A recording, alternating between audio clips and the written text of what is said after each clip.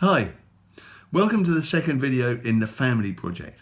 In this workshop, I'm going to show you how you can start a very simple project so that you can share your family story in a way that people are actually interested to hear it. In this second video, I'm going to be sharing with you how you can take advantage of the sort of secret that gives so much power to programs in the BBC series, Who Do You Think You Are? And it's not really a secret because it's there in plain view, but most people don't notice it. So I think you're going to find this really interesting and very valuable. I'm John Paul Flintoff. I've been helping people to tell their family stories for a very long time, but I want to tell you about someone else who's involved.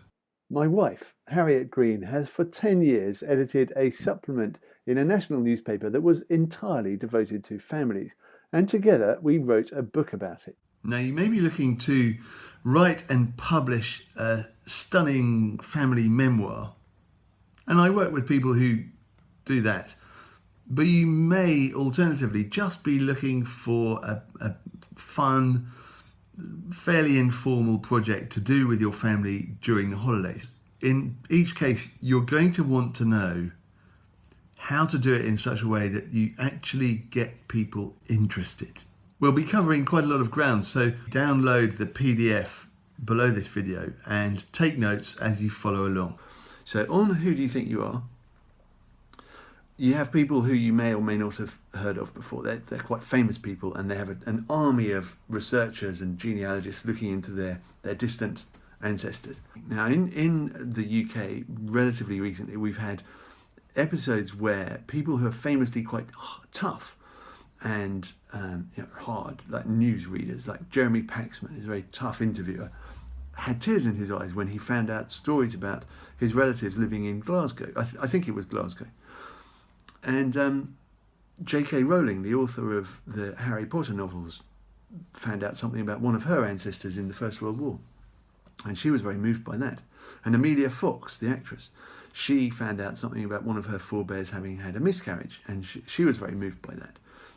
And I was moved by them being moved, and lots of viewers obviously were very affected and interested and delighted and moved and curious and thinking, wow, Jeremy Paxman, he cries.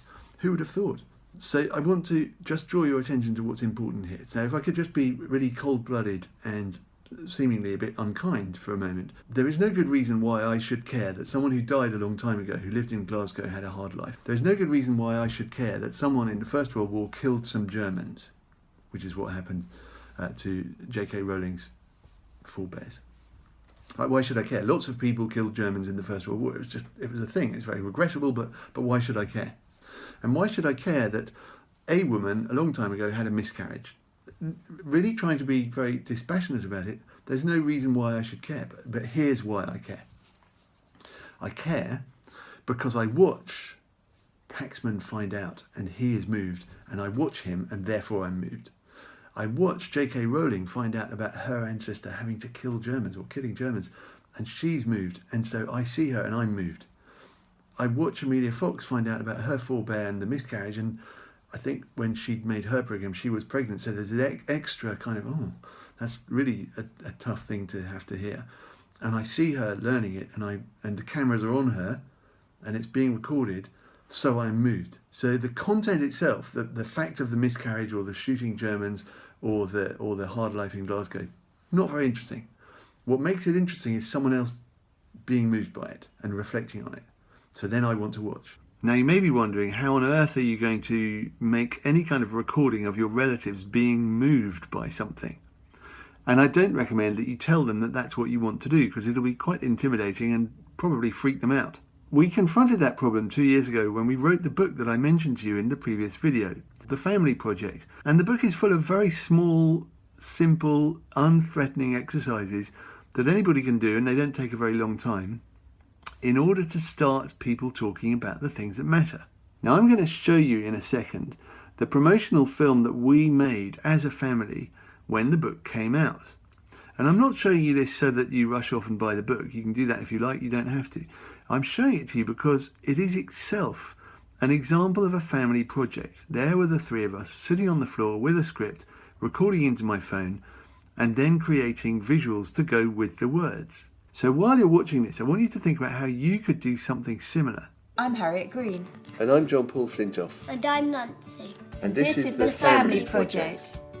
We created this book for you, to help you to capture your family story, even if you don't know where to start. It's got lots of exercises in it. We were working on them all through the summer holidays last year. If you do the exercises, you can turn the book into a kind of time capsule, crammed with all those interesting things about your family that usually slip unrecorded into the past.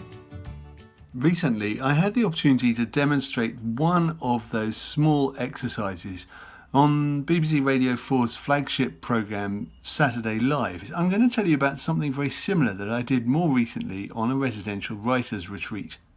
I wanted to demonstrate how quickly and easily people can bring back even distant memories, and so I looked around the room and I asked for a volunteer.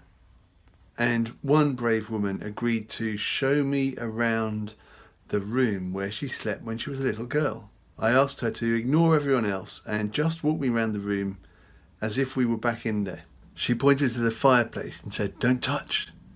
And she pointed to the kitchen table and said, "My father sat here and my mother over there and my sister on the other side." She pointed to the windows and said that in the street outside you could see the horse and cart, because this was another country many decades ago.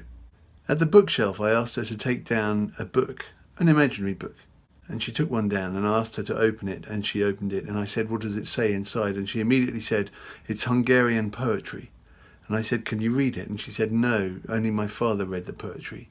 And I asked her about him. And she said that her father used to dress very smartly to read them poetry in this one-room apartment where the whole family had been squeezed in by the communist authorities.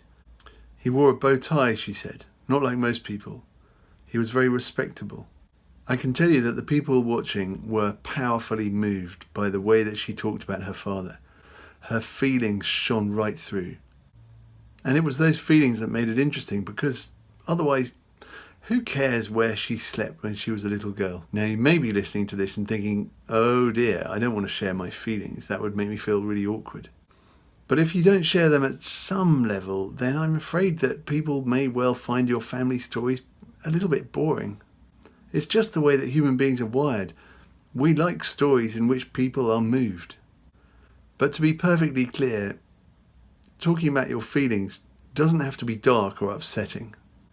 You saw that in the first video when I showed you a still photograph from my own family, and then I showed you the same photograph being looked at, and the background noise of laughter as the people in the photograph recognised themselves years later.